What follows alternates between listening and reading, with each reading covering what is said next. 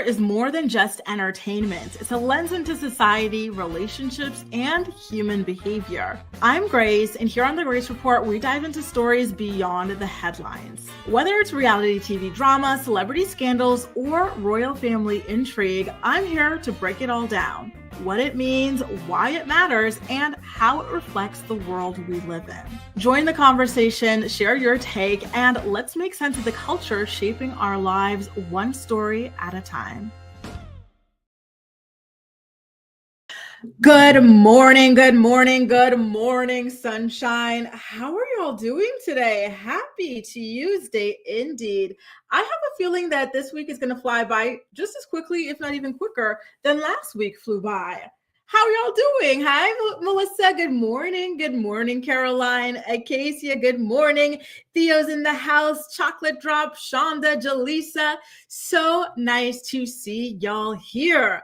Theo is here with some breaking news about Garcelle Beauvais from the Real Housewives of Beverly Hills, just announcing her departure from the show. And I actually, do you guys remember how we wanted to test out opening the phone lines for you guys? How would you guys feel about hopping on to share with me your thoughts on Garcelle leaving RHOBH? I actually have that program for today's show. Thankfully, it came really, close to us going live. So I wasn't able to go back, update the title, update the thumbnail and everything like that. But I do have her announcement steady for us. Okay.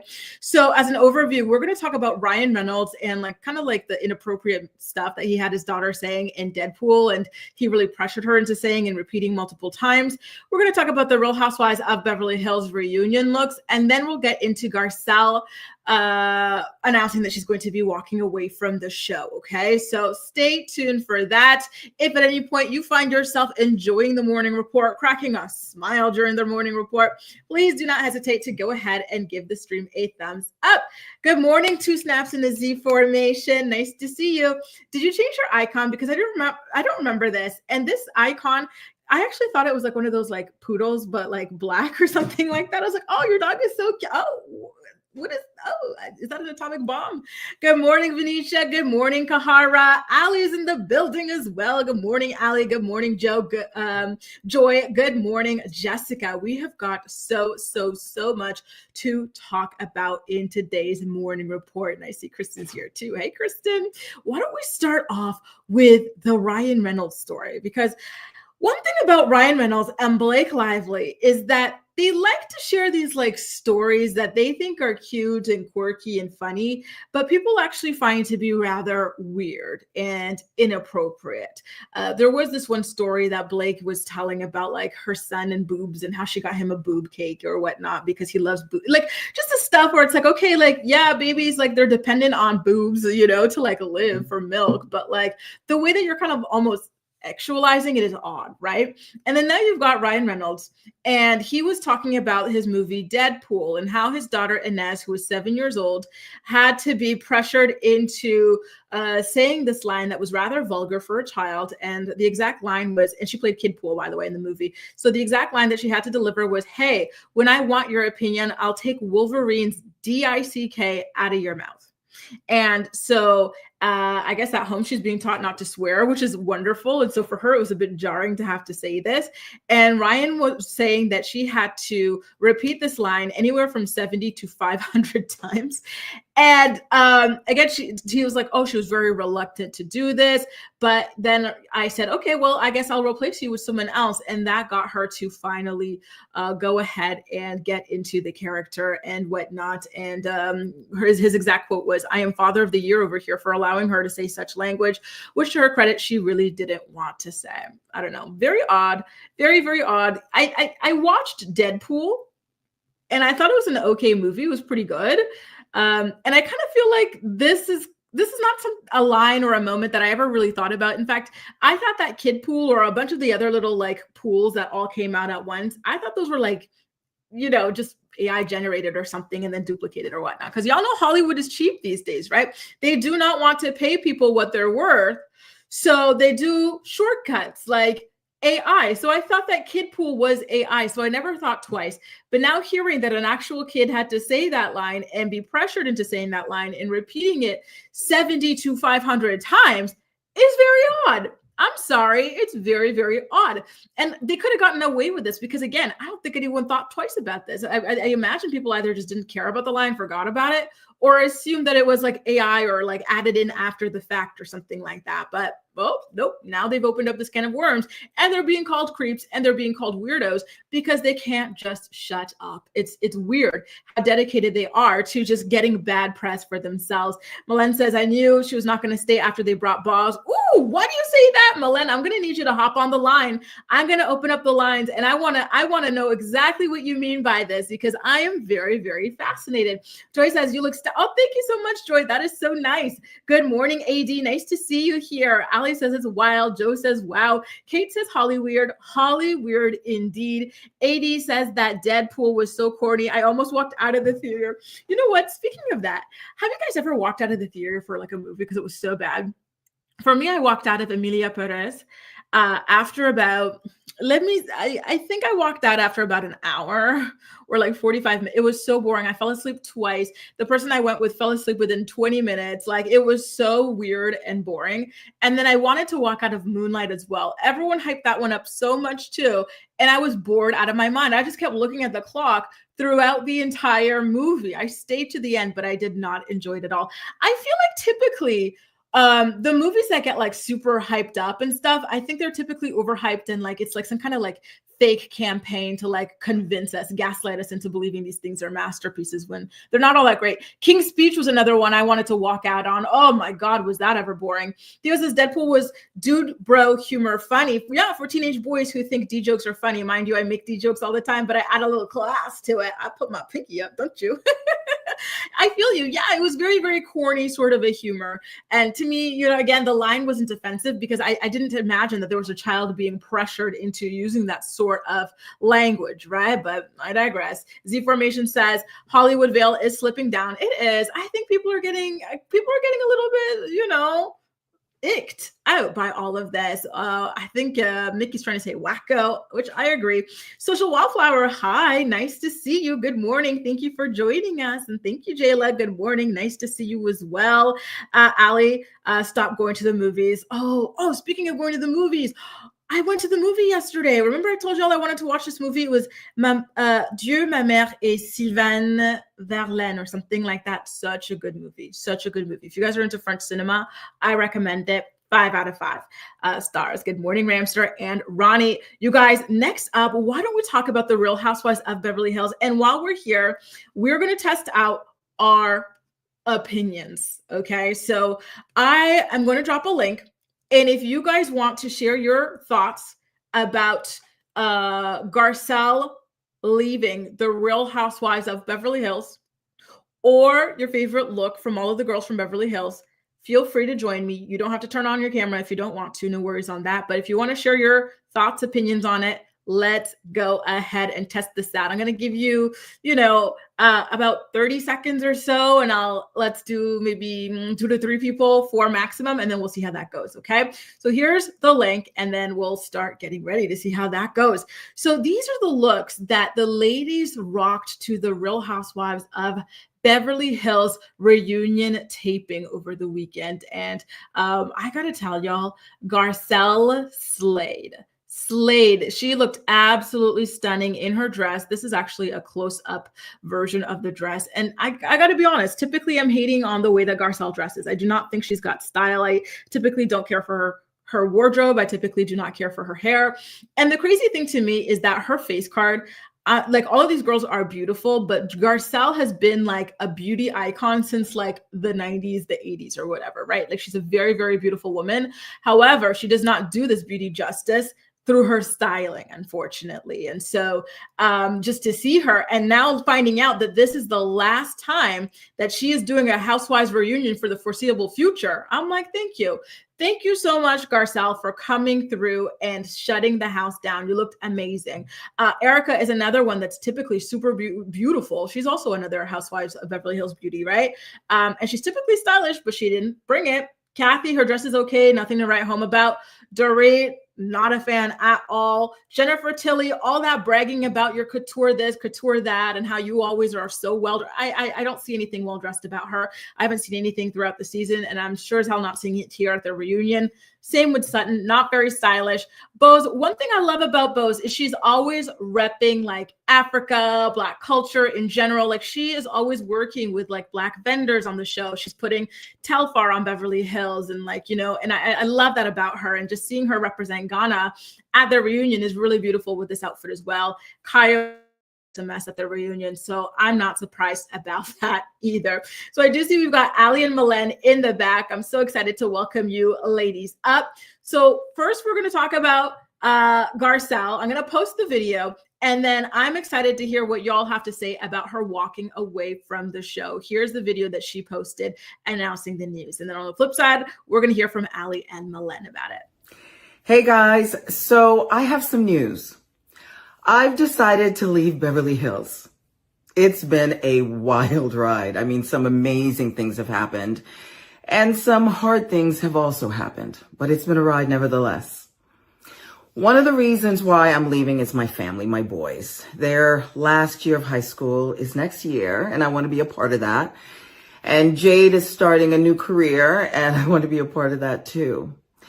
And secondly, I have the most exciting projects that I am developing, producing, and acting in. I can't tell you anything right now, but you'll know soon.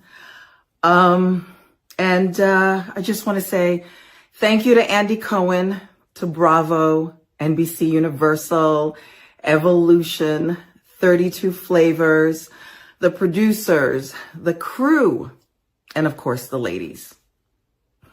Andy Cohen says I can come back anytime. The door will always be open. So you never know. I might pop back in sometime.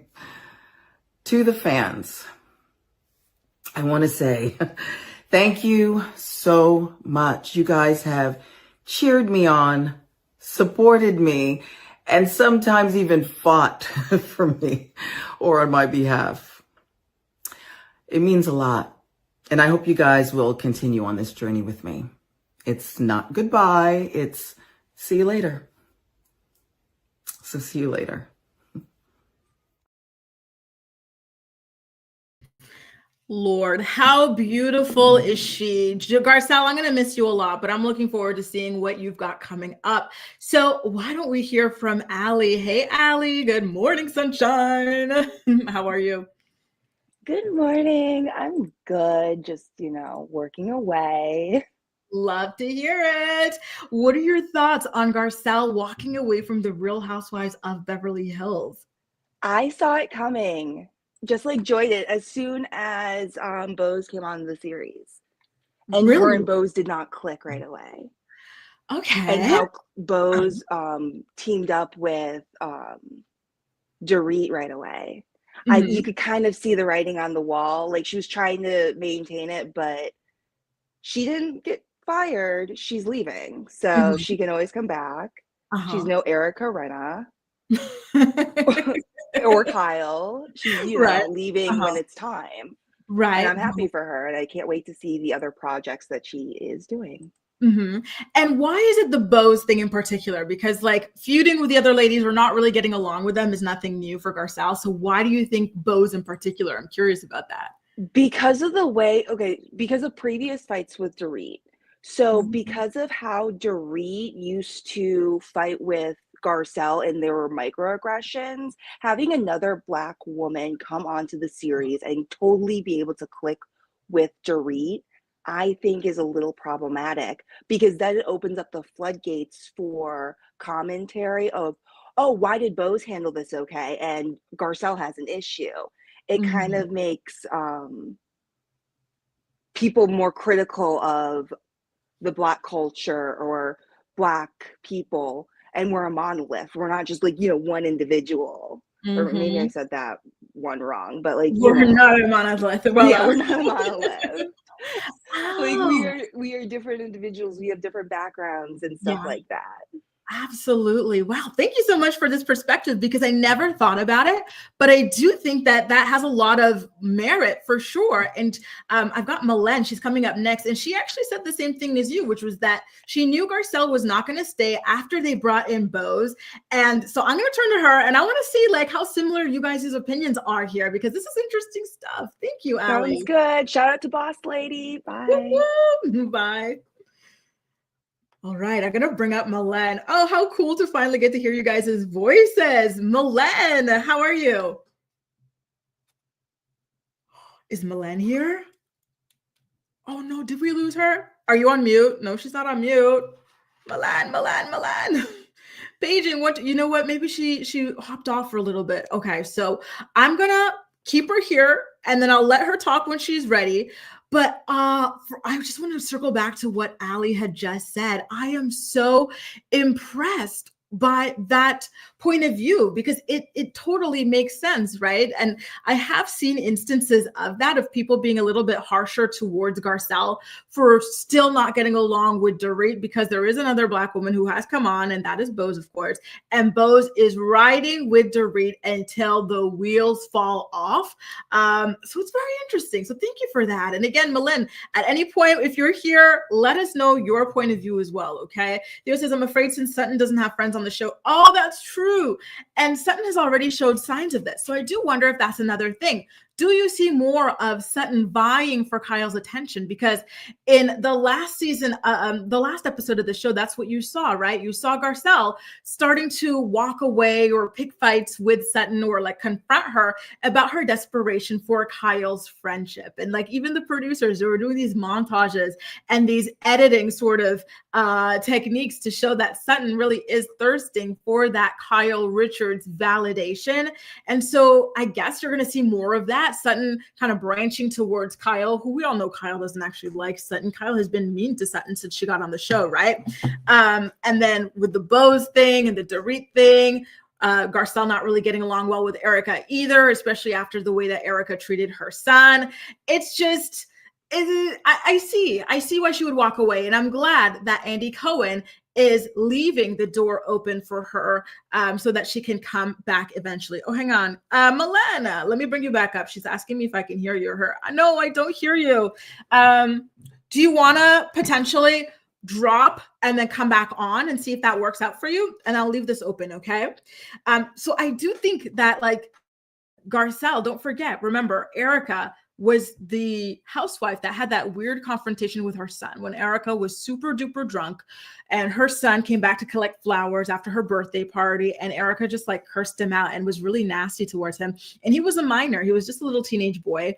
And then Kyle's husband, Mauricio, started laughing about it and saying that he totally deserved it and that Erica should have been even worse and whatnot. Like, and then the fans, there was this like wave of racism that her son was facing. So I think that all of these things compounded together led to Garcelle wanting to walk away at this point. And I do think that it's in her best interest. Like, you do have to know when to hold them and when to fold them. And right now she's folding them, but I wouldn't be surprised if she were to come back, or if she were to, you know, even as like a friend of, or as like, you know, someone just coming around for parties.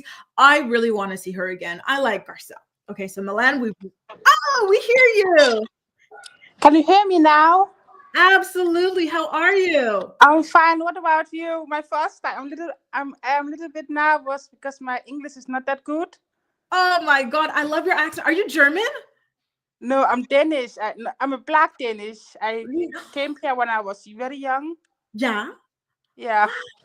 That is so cool. We hear you perfectly. You have a great accent. Oh my God. I was like, she sounds Black, but she sounds German or Dutch. So you're Danish. Super cool. Okay. So what are your thoughts on Garcelle walking away from Beverly Hills? I feel like they fired her because they bring both, like they want to replace Garcelle with a Black woman who's like, who the white people would like more. I feel like even though Boss is like she's from Ghana and she's very pro Black, but I feel most like people suddenly the racist people were like, we like Boss, she's so fun, she's like that, but they were saying very racist and mean things. That's why I'm not that very fond of Boss, because she's not talking against it, because a lot of the YouTubers who are against Garcelle, who are very suspicious when it comes to Black people, they love Bose because she's I see what you're saying. And I have seen instances of that where people who do typically have microaggressions towards, even Yes. Dorit is a good example of that, right? She can now claim she's not racist because she's friends with Bose. And so it's the perfect get out of jail free card. So I do see it. And don't forget, remember when Garcelle posted on Instagram, not all skin folk are kinfolk or something? Yes. It was about Bose after all. Yeah, that's why I feel like Bose is cosplaying. Like, yes, it's good. She supports Black people, but you can, I'm not that very fond of Bose, and she's not trying to be friends to Garcelle, but immediately she go to the biggest racist in Beverly Hills, Dorit, who says very ignorant and microaggression things towards Garcelle. So I'm looking Bose with a side eye. That's all I have to say. Thank you. Thank you so much, Melan. It was so nice to talk to you. Thank you. Bye. Bye. I completely agree. It's so great to be able to hear, because it's hard to type comments, right? Or especially when you guys have such big opinions and whatnot. So being able to hear you guys, I'm like, wow, now I get it. Like, you're helping me to see things from a completely different perspective. I do see what Melan, Allie, and those of you in the chat, it seems like you guys are echoing their thoughts as well. That, and I guess I had a blind spot to this when it comes to Bose, because again, I have never seen so many Black people on Beverly Hills until Bose came on. When she was hosting events at her house, the chef was Black, the people who were doing everything, the vendors, she was hyping up Black businesses, all sorts of things, as she brought them to St. Lucia, like a Black country. So that's how I saw her, as a super duper. But then when you look closely and you see her friendship with Dorit, who's someone who's very, very sus. Didn't we see Dorit just liking on Instagram, the AI thing about how now that they've bombed down Gaza, which is just atrocious, they're gonna build some sort of a Mar-a-Lago Gaza or something like that. Dorit liked that AI photo. How do you, as a pro-Black woman, how do you maintain a friendship with someone like that? I tell you guys all the time, I ended a friendship with someone that I really, really liked here in Paris. That was a good friend of mine, because she had these kinds of beliefs, just very hateful beliefs, and just think that certain people, because of their religion or because of their ethnicity or whatever, deserve to be obliterated. And I do not support that. So it is very suspicious that Bose is perfectly fine being friends with this type of a person. Lynette says, Kyle doesn't want Sutton for a friend. That was embarrassing. Right. And the producers made sure that we know that they saw it that way too. She looked desperate, and I don't get it. I think that Sutton has a lot of healing to do based off of the way that she's so desperate for attention and validation from people. Even when she had that fabulous runway show, she was just up there like a little girl, I hope, my mom would have been proud of me. My daughter's here. I hope my daughter's proud of me. Girl, come on, say it with your chest, present this. You've got all of these Harper's Bazaar, all of these magazines here. Have some confidence. She really, really is searching for belonging somewhere. And it makes me very sad for her. EHC Bunny says, Erica cursing out Jax is the reason why Jax now lives with his father. Oh no, I had no idea she lost custody and all that. I thought he just no longer wanted to appear on the show. That makes me really, really sad. I don't think that Erica, I don't think that Mauricio and anybody else involved with that got enough heat, because that was just disturbing. It would not have ever happened with anybody else's children. Very, very, very weird, And that's what I was saying, Linus. Initially, when people were saying that Garcelle is leaving because Bose is here, I was like, no, but why can't we have multiple Black women? There's 5 white women. Why can't we just have 2 Black women, But now, again, hearing people's opinions on why that is, why she's triggered potentially, it makes so much sense to me, because naturally we should be able to have multiples, right? But when one of them is being used to kind of triangulate you, or, paint you as the problem and stuff, despite all you've endured at the hands of these people, I could see why she'd walk away and say, hey, I need to take a break. I need to breathe a little bit, because that's a lot to deal with. 2 snaps in Z formation and AD. Y'all have some tea about a funky night. No, I had no idea. I have no clue about what's going on. But if you want to, at the end of today's episode of the Morning Report, I might drop the mic again. And maybe if you guys want, you can hop on and let us know what that's all about. I know Funky Dineva, I know Tasha K, but I don't watch their channel, so I don't know what they've got going on. And I'm nosy, so please do not hesitate to share, okay? So if you're down for it, let me know in the chat, and I'll drop the mic a little bit later on so you can spill the tea on what went down, why they're falling out, okay? Now, I completely forgot to recap some of the Real Housewives of Atlanta for you guys yesterday. Sorry about that. And by the way, I saw a comment in the chat a little bit earlier. Someone asked if the Dream Team was going to be recapping the Real Housewives of Atlanta. Listen, y'all know I love me some Layla and I love me some Kempire. Like, those are my peeps. I really, really love them. And we don't do like we used to do for Potomac, every single week, blah, blah. But we hop on whenever someone asks, okay? So we did the premiere on Layla's channel, and we haven't done anything since. But listen, maybe midway through, I'll ask them to hop on over here and talk about it with us, or maybe for the finale or the reunion or something like that. But it's definitely not going to be a weekly thing. We're in 3 different time zones. It's a nightmare to coordinate, so it's very, very difficult.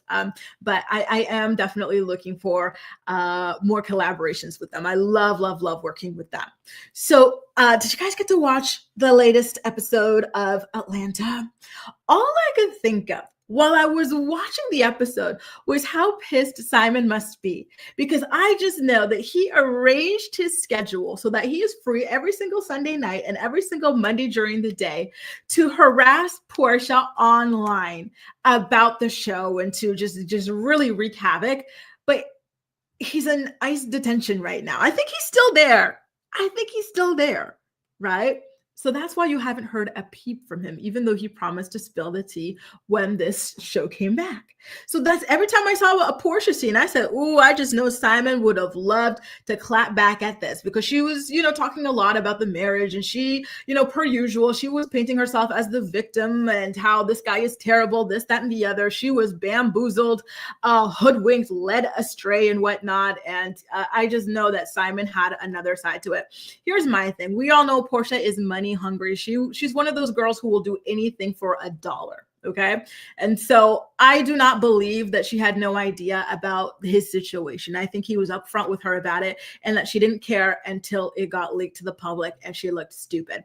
She always seeks these sorts of opportunities. And she did this to Phaedra, right? She knew what Phaedra was telling her about Candy was BS, but she brought it to the show and she was riding with it. She just kept on bringing, it was her whole storyline. But then when she realized how bad it looked for her, she went, "Oh, well, I had no idea. Phaedra told me this. Like, how was I?" Girl, this was your friend. She put you on. She gave you a job when you had nothing. And she told you there was no way she would do this. And you just kept on going. You made it this key storyline.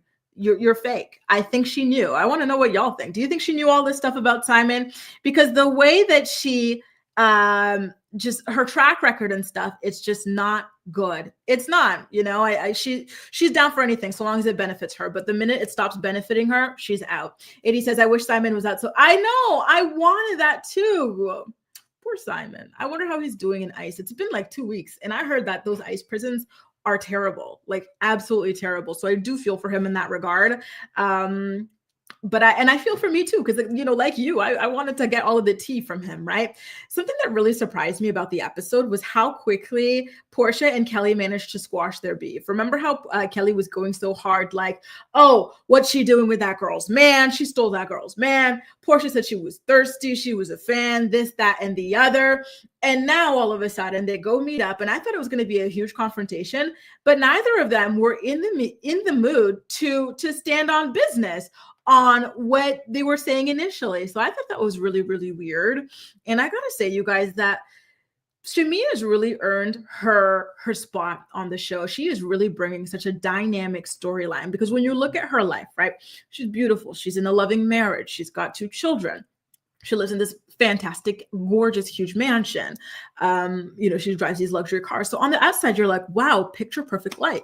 And then they bring you closer. They say, okay, well, she had her first daughter herself, but then she was having issues getting pregnant again. She went through IVF 7 times. You go, oh, wow, like that's just so hard. I can't imagine. Then you find out that her second daughter, she's got all of these health complications. You're like, wow, like that must be a lot, for her family and everybody, her daughter, like that must be a lot. I had no idea. And then you find out that she had an ectopic pregnancy, and this caused her, of course, another miscarriage and just more trauma, right? You're like, oh my God.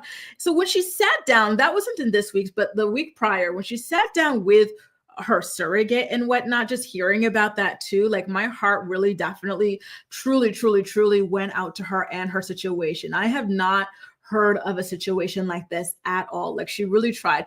And y'all already know that my feelings about surrogacy are complicated. I don't know how I feel about it. I don't know if I feel it's ethical. I don't know if I feel like it's exploitative. Like my feelings are still up in the air. So I appreciate being, seeing it from different perspectives and sides. For example, with Shamea, she tried IVF 7 times. She had an ectopic pregnancy. Like it's a lot. She went through a lot before she went to a surrogate. It wasn't just, oh, I'm rich and I don't want to be bothered, let me outsource this, So you definitely opened up my eyes a little bit to her situation and to the situation some people who choose to go down this route and stuff. And so I'm really loving her on the show. And y'all saw in this week's episode the way that Porsha started slowly trying to sow seeds of doubt about her character, right? And so we saw Shamea defending her when Kelly was asking all about Porsha stealing Fallon's man and whatnot, right? Shamea said, no, you're not going to gossip about my friend with me. If you want to talk to her about that, talk to her, which I thought was appropriate. But Porsha, who has been a terrible fake friend to this girl, she spun it to make it look like Shamea set her up. And she knows her friend. She knows her friend is her lapdog and everything, right? And that her friend has been a much better friend to her than she has been to Shamea. So for her to turn this around and then to go and sit down with her mom and have her mom turn it around. Her mom said, keep an eye out for Shamea. What does Porsha have that Shamea would want? Be like, stop it. Stop it. Like that was crazy to me after everything that Shamea has done for this friendship. If I were Shamea, that would be it. That would have been it. The girl didn't show up to your wedding. She didn't even get you onto RHOA. Candy got you on. And then on top of that, when you're finally on the show, what happens? Oh, we got a caller here. Jay, I'm going to bring you up, okay? And then you get on the show. What happens? Porsha, she misses out on your big event. She shows up 3 hours late, which is interesting, right? She blamed it on traffic.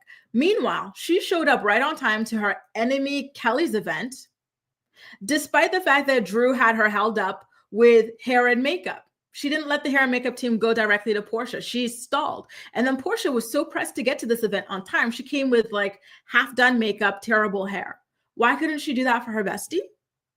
And so after all of this, she and her mom have the nerve to sit up there on TV and say, you're shady and you're untrustworthy. Interesting. What do you think, Jay? Hi, Grace. Hey, how are you? Okay, I actually don't watch Real Housewives, but I wanted to speak on Ryan and Blake. Yeah. Oh, yes, go ahead. Yeah, I think they should go ahead and settle this lawsuit already. Just settle with Baldoni and wrap it up, because the more this keeps dragging, the more unraveling things keep coming out about them. And it's actually so disgusting what you narrated about what he made his daughter do. Like making sure your daughter practice on how to curse for more than 50 times. I mean, even you as a dad, how do you sit through that the whole time? And you made her do it over and over and over and over again. And at no point did you think that, okay, no, this is appropriate. This is not appropriate. Rather, you allowed her continue. And then you even have to go to come outside and say it publicly as if it's something that is a proud thing or a flex or something. I don't know. They're just weird to me. So I think they should just go ahead and wrap this case up. But what I would like to know is what actually triggered Ryan, because we still don't know. I mean, some people are speculating that they wanted to take control of the movie. They wanted to have the right to the sequel, whatever. But I just want to know what the trigger was for him that actually started all this. What was the trigger? Was it jealous of Baldoni? Was he mad that his wife was working closely with another male star? I don't know, but I just want to know what exactly triggered him. So yeah, that's what I want to say. That's all. And you look beautiful, by the way.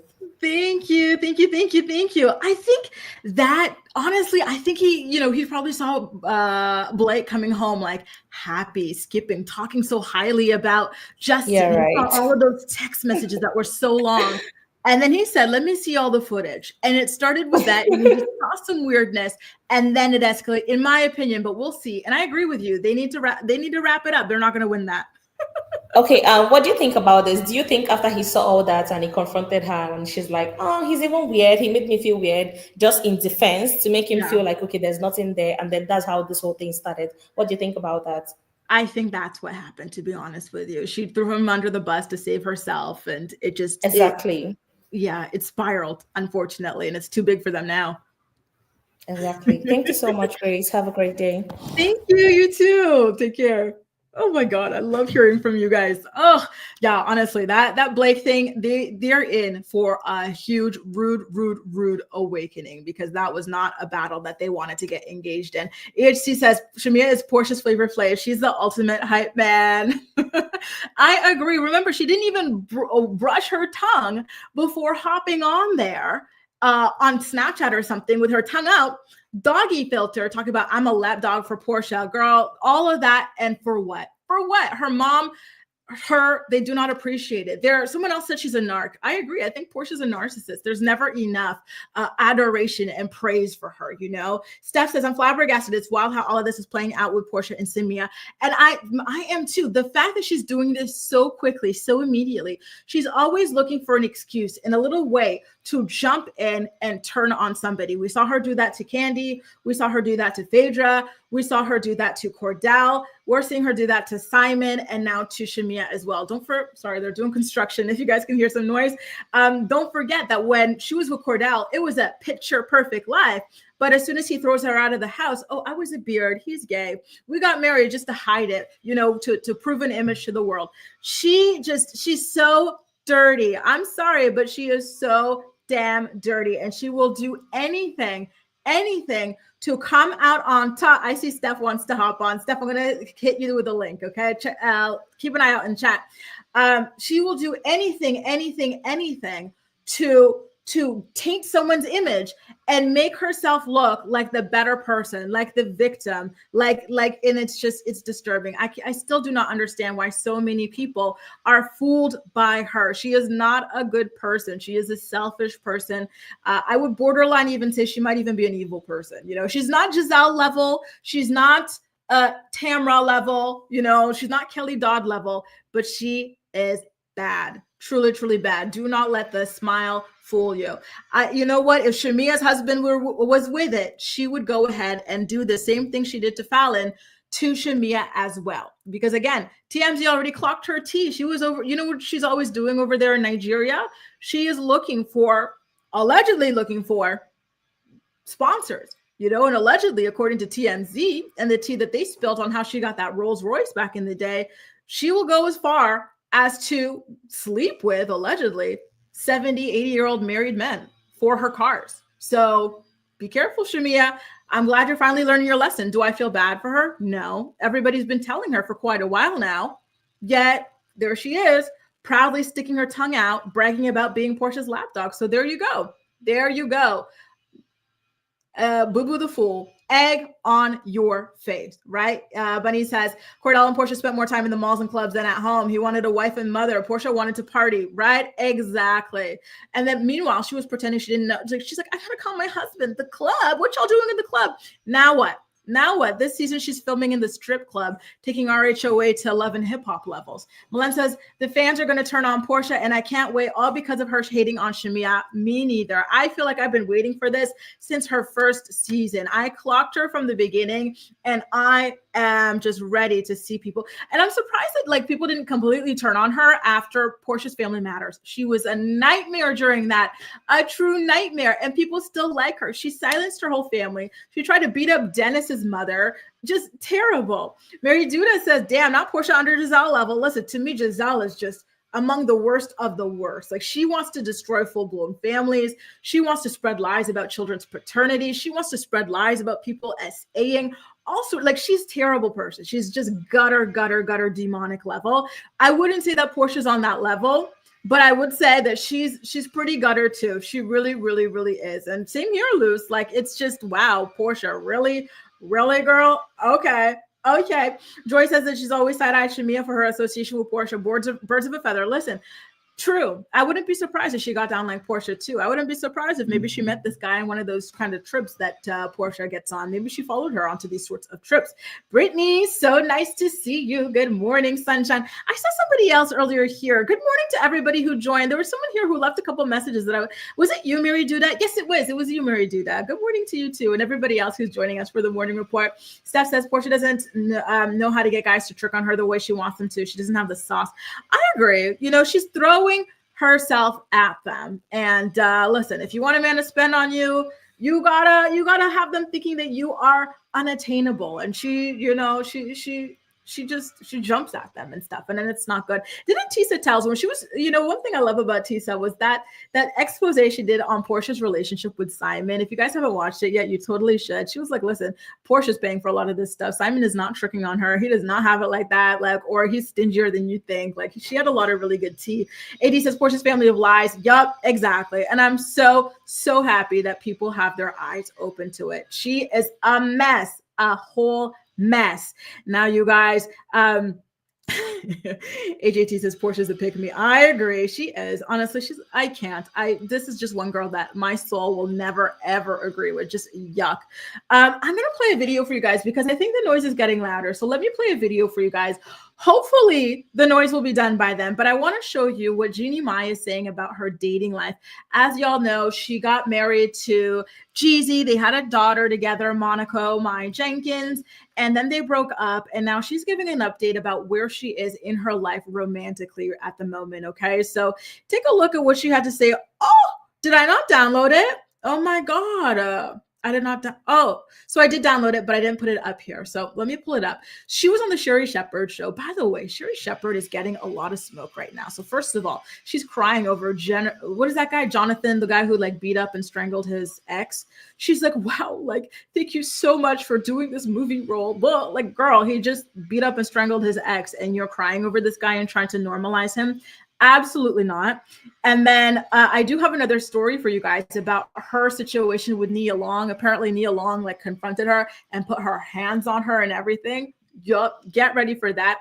And now here she is talking to Jeannie Mai about Jeannie Mai's current dating life situation. And to be honest with you, I'm not surprised that Jeannie Mai feels this way after all that she went through in her relationship with young Jeezy. To be honest, given how quickly they divorced, I thought that they jumped into this marriage and whatnot, but come to find out they were dating for like a year and a half or something, which at their ages, right, especially if they wanted to have a child together, like it seemed like a decent enough amount of time. But listen, take a look and we'll talk. Regardless if I do end up with somebody or not, I'm so happy that I have me. One of the other things is, being a single mom, because you hold your child's heart in your hands, is dating again. Girl, the streets scare me. I don't want, could we just bring back spending time by yourself, journaling? Yes, sitting you at can do home that. in your grandma panties and just not caring that you nobody can do gets to all tell of you that. what to do. Like, I love right now. Yes. Honestly, I think my whole life we've kind of, as women, have been prepared to like, how are you gonna talk to your new boyfriend? How are you gonna get that first kiss? Right. Who are you gonna marry? Who are you gonna date when you get divorced? How are you gonna get back out in these streets? I don't wanna be in the streets. I don't want the streets don't want me. I wanna be by myself. Okay. I am paid for fully. Right. I am under warranty. I can eat my own French fries at that table. I don't have to share with anybody. I can go to bed when I want to. I can sit there and scroll aimlessly as long as I need. That's true. And I love that, like, right now, I feel like my 20s and 30s were really spent doing all the research, figuring out life, trying to figure out what you want and who you are.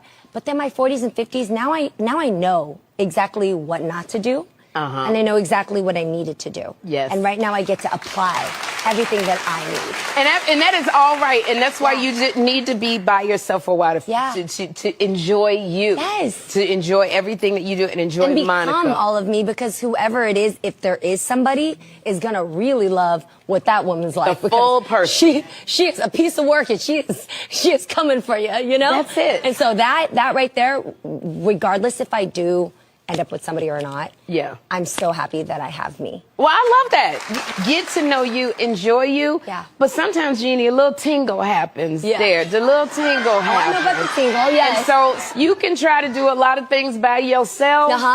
Journaling ain't gonna get rid of the tingle. Yeah, that's right. But so wait, I'm just saying. But Sherri, we didn't say that we can't have friends. Okay. We can have friends. We can have friends. All right. They just gotta. Do we all have friends? We got friends. All right then. They just need to leave before the babies wake up. That's what I.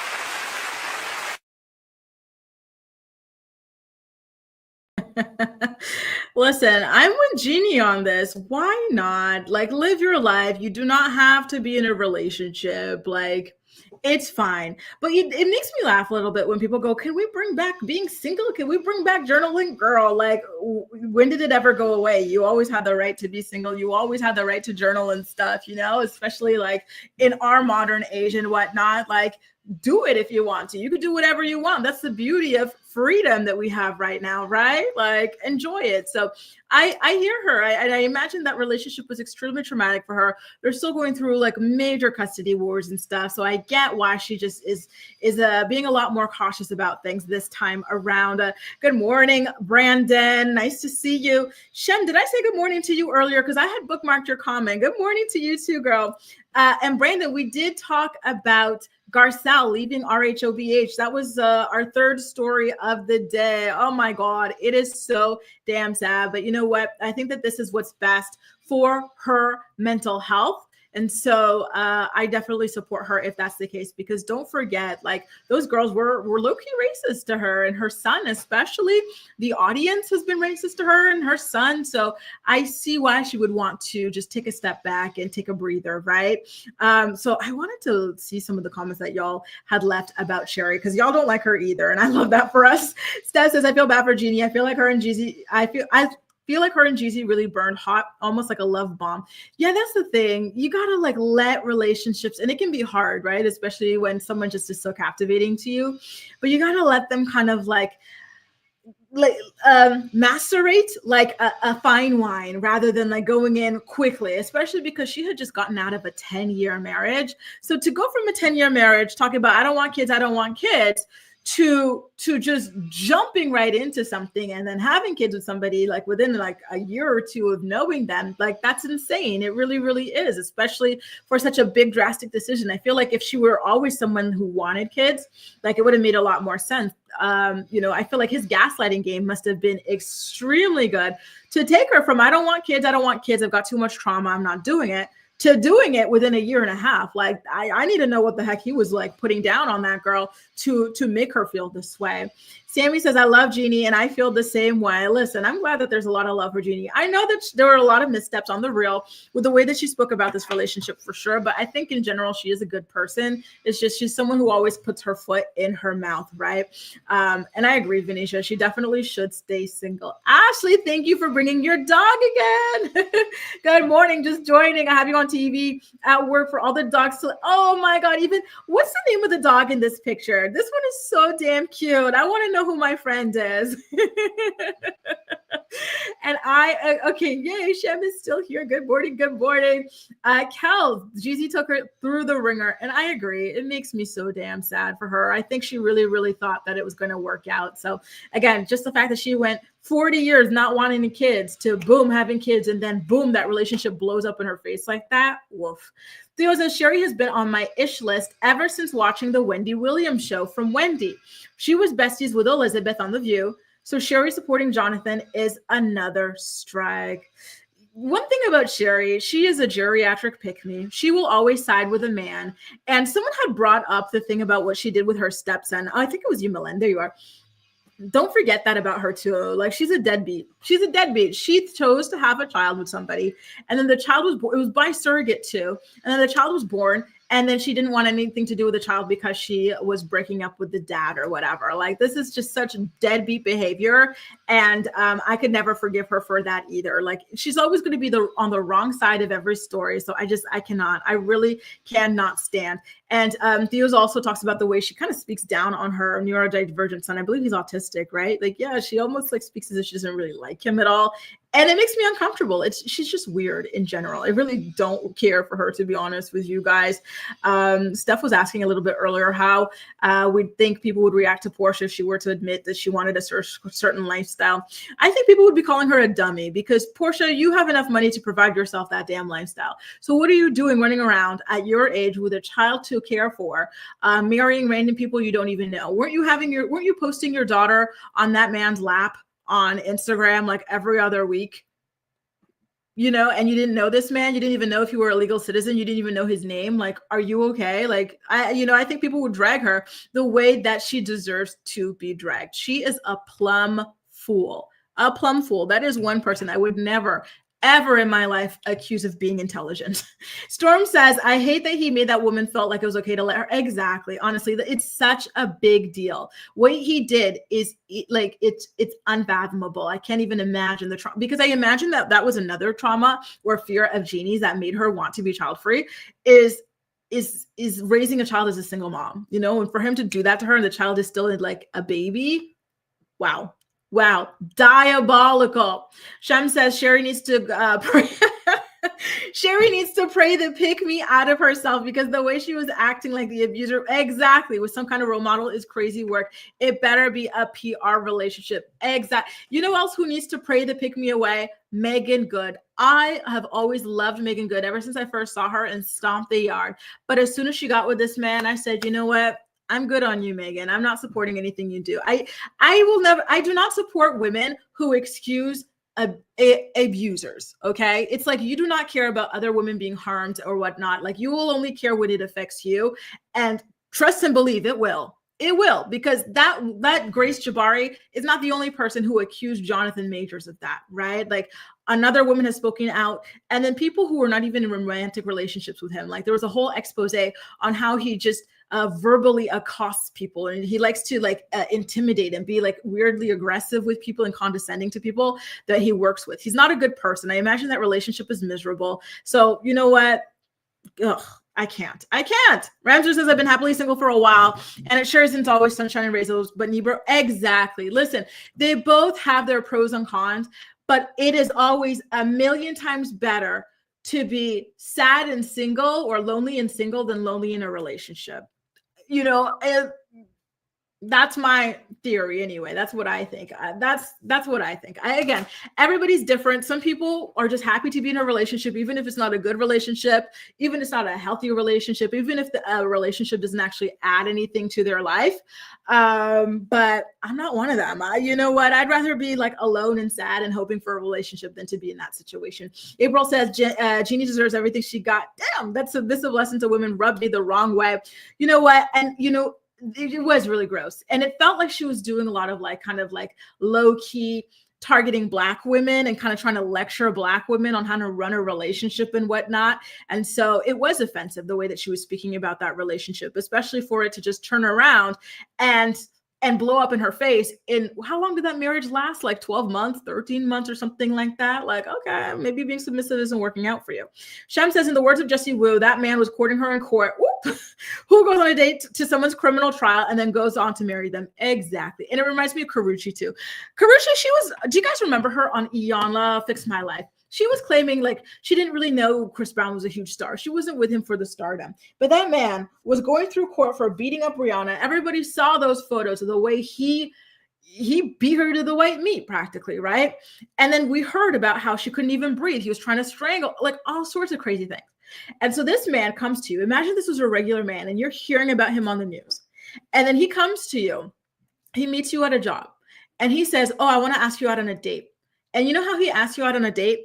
He picks up his phone at midnight and he texts you. He says, hey, we're going to go bowling around 3 a.m. Do you want to join? And you go, oh, the woman beater wants to go bowling with me at 3 a.m.? Yeah.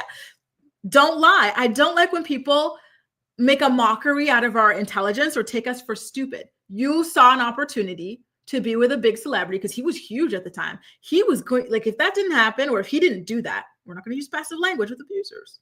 If he didn't do that, he would have been a massive, massive, massive star. He's still successful, but not the way that he would have been if he didn't do that, right? So I think that she, saw an opportunity there, and look how that turned out for her, and then she turned around talking about, oh, he kicked me down the stairs. Oh, because you were supporting him when he was doing all that to another woman. Didn't care about it then. Oh, okay. Oh my God. Laisse tomber. Listen, y'all, let me grab a sip of water, and then we'll be back on the flip side. In the meantime, if you're enjoying the morning report, please don't hesitate to go ahead and give it a thumbs up, and I'll catch you on the flip side. What are we going to be talking about? We're going to be talking about Nia Long beefing with Sherri Shepherd, and then we're going to wrap it up with Omarion yelling at his audience because they were sitting there for his concert and not up dancing. I want to know what y'all think about that.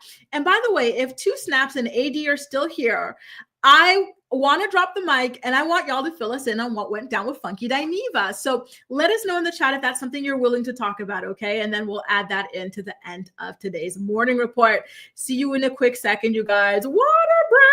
The morning report is brought to you by Philo. Watch your favorite shows and movies from over 70 different channels, including MTV, TLC, WeTV, and more for only $28 a month.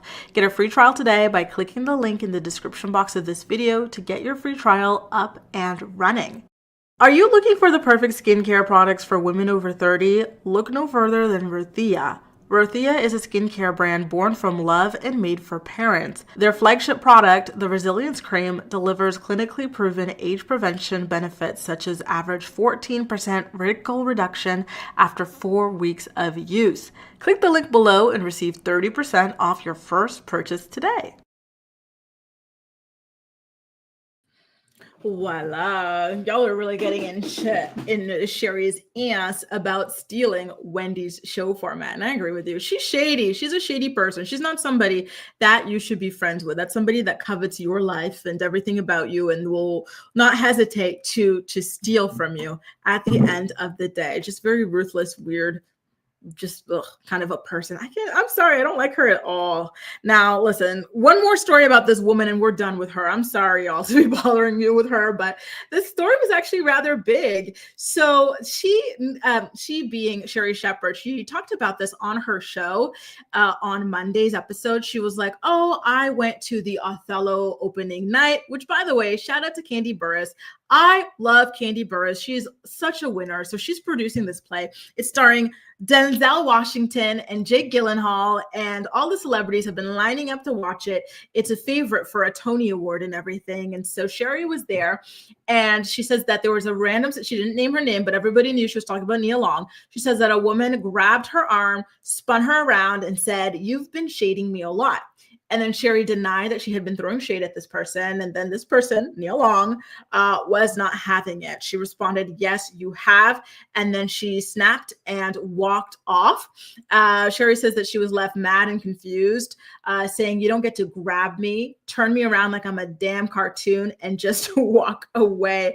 Nia Long, if this is true, if you really did this and you confused her, good for you. Sherri says that after this confrontation, she waited 15 minutes in the bathroom for this person to come back, hoping that they would come back and have like a private conversation or confrontation during intervention, but the person never actually came back. And so listen, one thing about Nia Long is she do not play.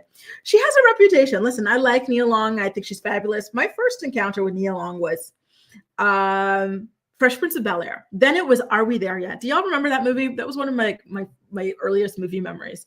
So and she's always had this reputation of being very no nonsense, so I'm not surprised by this at all. To be honest, I do not watch Sherri's show, so I didn't know that she was shading Nia Long at all. And no offense to Nia Long, okay? I like Nia Long, right? But how is Sherri Shepherd finding the time to shade her? She's not really a celebrity name that comes up all that often. There was a scandal with her fiance cheating on her, but that was years ago, and there hasn't really been much buzz surrounding her name at all. So I wonder how Nia Long has become such a big topic of conversation in Sherri Shepherd's life. Is this on the show? Is this in real life? So I guess they've got mutual friends that she's venting to about Nia, and it's gotten back to Nia. Very, very, very suspicious. Very interesting. AD can't come in and talk to us about the funky Dineva thing. She's at the doctor's office. No worries, AD. I'm going to have to look it up a little bit later then. I'll have a good appointment. Joy says, I thought it's the producers that want Sherri's show that way. I wonder if she poached Wendy Williams as producers, by the way, right? Melan says she wants to tarnish Nia's good name. F you, F you, Sherri. Kahara says, free Wendy, can't get into the Sherri show. Me neither. I do not like what she stands for. I think that and again, especially the fact that she's over there crying and like fawning over someone who literally just had an audio tape of him admitting to strangling his girl. Like, stop it, right? AD says he calls Tasha K out for being phony and how she tries to befriend him, but still talks crap about him behind his back and how he'll slap. Not a man talking about he'll slap a woman. Funky. That is not okay. That is just because you wear a wig and you like to, do a caricature of women doesn't mean that you're a woman who can go and slap another. Listen, even if you were a woman, doesn't mean that you can go and slap another woman. But come on now. Come on. Wow. That's not cool. And I think he even gave up that act, didn't he? I know that he used to do that. And then he stopped with the wigs. And so now he's just himself, Quentin, I think. But why would he sit up there and talk about he'll put her hands on her? Listen. You know what? I won't say it. That's too much. Is it too much? I won't say it. It's too much. You know what? I'll say it. I still haven't forgotten the stuff he said about Blue Ivy or about Chloe Bailey. I think I'll stop there though, but I'll just say the whole I'll go slap this woman and I'm a man, and then just remembering the way he speaks about other women and girls as well, including Blue Ivy and Chloe. Side eye. Sorry, side eye. Sammy says, not a fan of bunking either after the Jeezy interview. Right. I feel you. Kel says, if it happened the way Sherri says it happened, that's not okay for Nia to put her hands on her. I agree. Thankfully it wasn't a punch or anything like that, but she was listen, girl, stop talking about me. Oh, ultrasound. Oh, that is so sweet. I love. Oh my God. Congratulations. How exciting. Lou says Funky is sexist, and Melan says he hates Black women. I agree with both. I don't know. Not a fan. Keep in mind, Funky hates women, Black women in particular. I agree. Yeah, so I'm happy you guys are on the same wavelength. Yeah, I can't get down with that. Lou says, I unsubscribed after Chloe. He's so vile to these women for no reason. And the fish comments talking about Pete is sexist. Oh, Lord. Yeah, there's a lot. We're getting messy, you guys. We're getting messy. AD says, Funky threatens women often. Does he? That's not okay. He actually cussed me out a week ago because I was calling him out for making fun of Dr. Umar not opening up his school yet and calling him a fraud. Oh, he cussed you out. I'm sorry, AD. That is not cool. Bunny says Funky and ATLian. Oh, I heard the story. He rented her old house and it ended the friendship. I think, yeah, wasn't he having issues paying the rent or something, or he left it in a really bad state?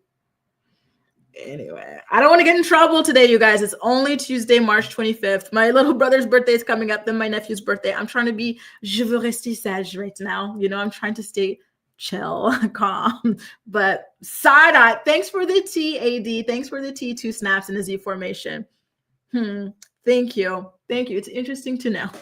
Now let's get into Omarion. Can I tell y'all, I used to have a big crush on him. Some of my first celebrity crushes included Omarion and Bow Wow. And I remember I wasn't allowed to watch music videos growing up, but I used to sneak his little videos on the computer in the computer room. Remember when we used to have full-blown computer rooms?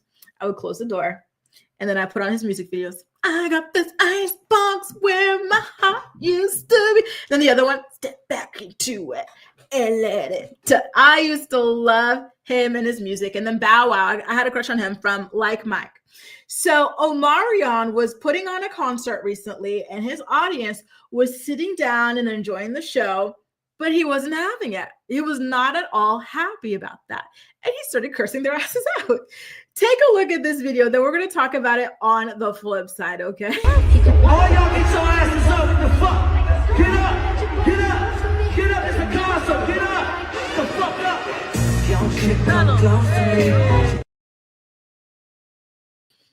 So I said, listen, I wonder where he was playing his show, because some people are not hype like that. In fact, with the Beyonce concert coming up, a lot of people said that they don't like to come to Europe for Beyonce concerts because Europeans are not hype the way that like Americans are hype, right?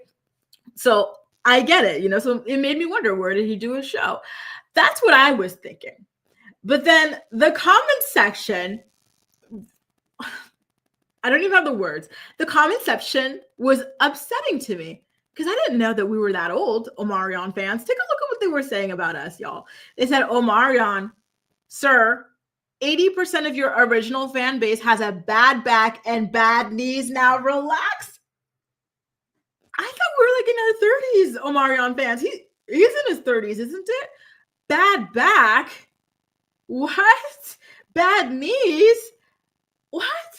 And then someone else said, come on, Omarion, we're all 35 plus. We're tired. What? Is that true? Like, I gotta be honest with you. When I hear things like that, people talking about, oh, like when you're in your 30s and 40s, like you lose all of this, you gain all of that, like blah, blah, everything is just not the same.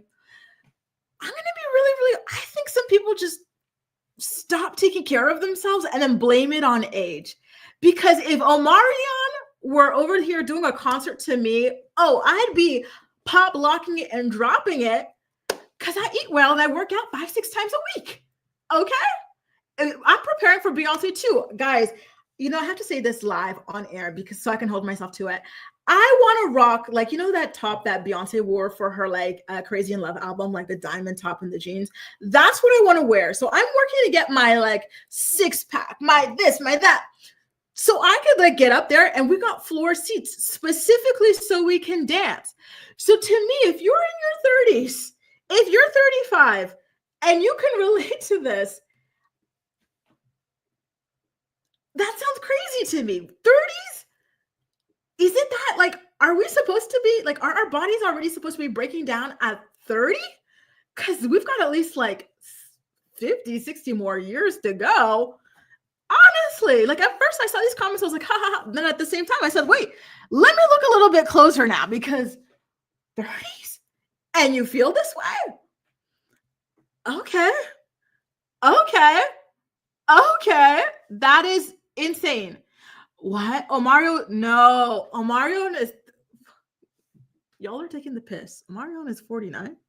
Omarion is 40. Is he really? I thought he was probably like 37 years old maximum or something like that. But even still, I feel like, is it that old? Like, he's over there putting on the show multiple times a week, traveling while doing it, and he's supposedly 40. And people are complaining because they're like 30 to 35 or maybe even 40, and they can't stand up and dance for 1 hour. I don't know. I don't know. Listen, I think, yeah, like, I think that's interesting.